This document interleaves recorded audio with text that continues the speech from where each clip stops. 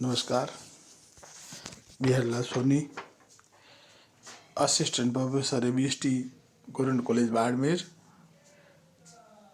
आज अपन BCom second year section A and B accounting paper first corporate accounting का second का last topic statement of final liquidation final statement of accounts कैसे बनता है।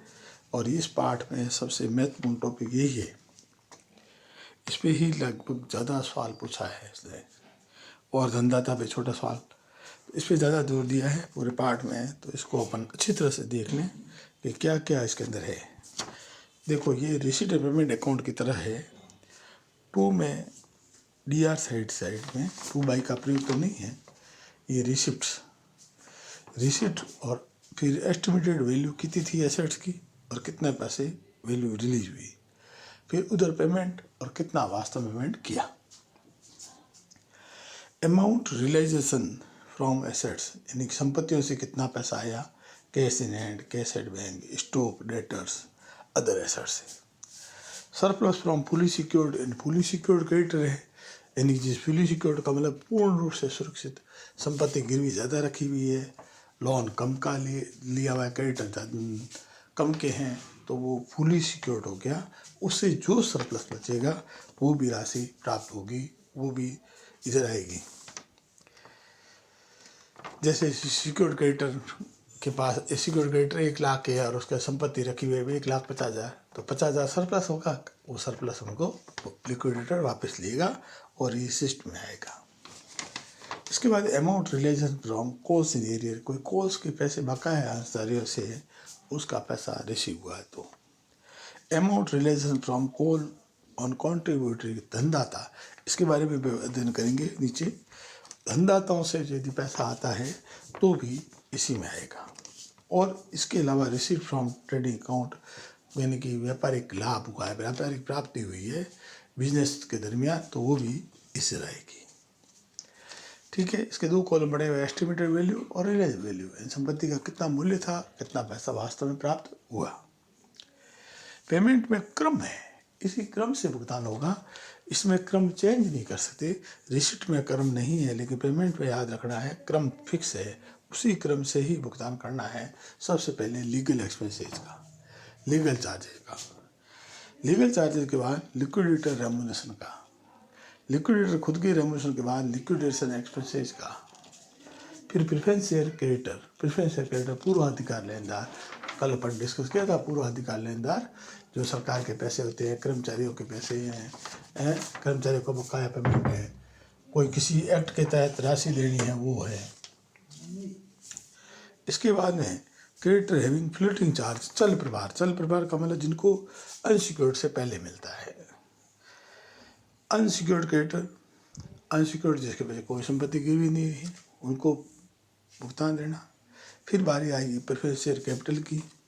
Preference share capital के बाद भी यदि पैसा बचता है तो इक्विटी शेयर कैपिटल का, इक्विटी शेयर कैपिटल के बाद भी यदि कोई सरप्लस बचता है तो वो सरप्लस इक्विटी शेयर होल्डर का मिलेगा। अब रिसिप्ट की जगह पेमेंट में क्रम फिक्स है, रिसिप्ट में क्रम में गलती हो जाए तो कोई फर्क नहीं पड़ेगा, आगे पीछे लिख लो तो कोई, लेकिन पेमेंट का जो क्रम दिया हुआ है वो बिल्कुल उसी क्रम से ही करना है जिस क्रम से दिया हुआ है। ये ध्यान रखने वाली बात है। ये पॉइंट बिल्कुल एकदम सही ढंग से याद करने हैं कि लीगल एक्सपेंसेस के बाद लिक्विडेटर रेम्यूनरेशन आएगा, फिर लिक्विडेशन एक्सपेंसेस आएंगे, फिर प्रेफरेंस शेयर क्रेडिटर आएगा, फिर क्रेडिटर हैविंग फ्लोटिंग चार्ज आएगा, फिर unsecured creditor, preference share capital, equity share capital और सरप्लस इक्विटी शेयर होल्डर का। अब इसमें शब्द आया था कि रिसिट फ्रॉम कॉन्ट्रीब्यूटरी, धनदाता क्या है, अंशदायी क्या है। धनदाता ऐसे व्यक्ति से है जो कंपनी के समापन की घटना घटित होने पर कंपनी की संपत्तियों में अंशदान करने के लिए दायी है। यानी कि ऐसे अंशधारी जो कंपनी के समापन पर पैसा देंगे, धन देंगे, वो धनदाता। इसमें 2 लिस्टें हैं, ए लिस्ट और बी लिस्ट। ए लिस्ट के कॉन्ट्रीब्यूटरी वे होते हैं, वो वर्तमान अंशधारी होते हैं, वो ए लिस्ट के होते हैं। अब बी लिस्ट के वे होते हैं जिन्होंने अपने शेयर बेचान तो कर दी, अपनी सदस्यता समाप्त तो कर दी, सदस्यता ट्रांसफ़र कर दी, लेकिन उसको साल भर से अधिक नहीं हुआ है, यानी विथिन 12 मंथ जिन्होंने अपने शेयर दूसरों को ट्रांसफ़र किए हैं वो बी लिस्ट में हैं। सबसे पहले कंपनी ए लिस्ट से मांगेगी, लिक्विडेटर ए लिस्ट वाले यदि नहीं दे पाते हैं तो बी लिस्ट से पैसा लिया जाएगा। अब आज अपन ने टॉपिक जिस पे डिस्कस किया वो था liquidator final statement of account.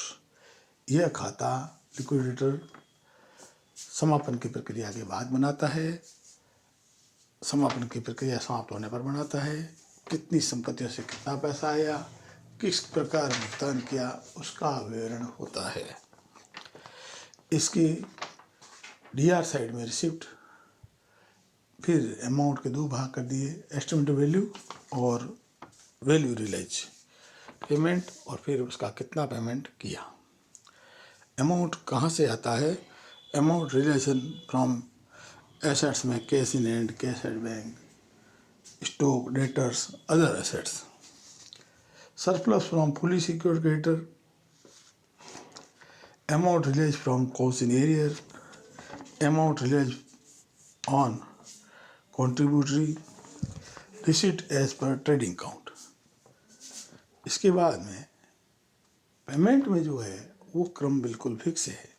एक बार फिर इस पर डिस्कस कर लें।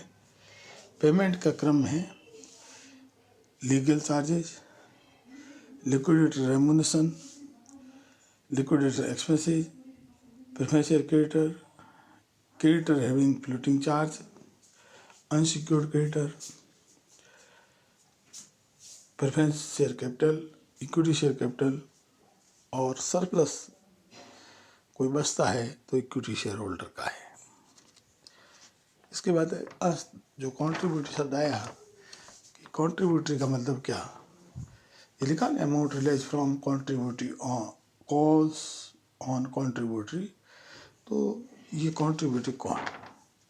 कॉन्ट्रीब्यूटरी का मतलब ऐसे व्यक्ति जो कंपनी के समापन की घटना घटित होने पर कंपनी की संपत्तियों में स्थान करने के लिए उत्तरदायी है।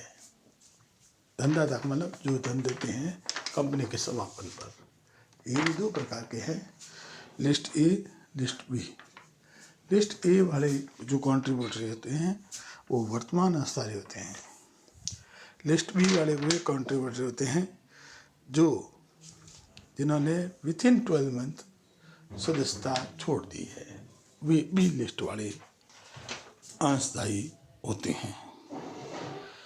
वर्तमान वाले ए और 1 साल के भीतर जिन्होंने सदस्यता छोड़ी वो सब बी लिस्ट वाले होते हैं, बी लिस्ट वाले होते हैं। आज अपन ये कॉपी में नोट कर लीजिए। धन्यवाद।